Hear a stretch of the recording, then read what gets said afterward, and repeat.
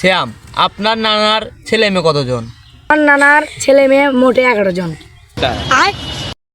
11টার মধ্যে ছেলে কতজন, মেয়ে কতজন? 11টার মধ্যে 3টা ছেলে 9টা মেয়ে, তার মধ্যে 3টা মারা গেছে আর 5টা আছে।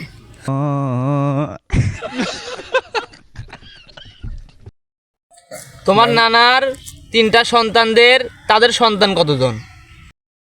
আমার নানার 3টা ছেলে, তাদের মধ্যে আমার বড় মামার একটা ছেলে একটা মেয়ে, মেজো মামার 2টা মেয়ে একটা ছেলে, ছোট মামার 2টা মেয়ে একটা ছেলে। তোমার 5টা খালার সন্তান কয়টা করে এবার বলো? আমার 1 নম্বর খালার 6টা মেয়ে,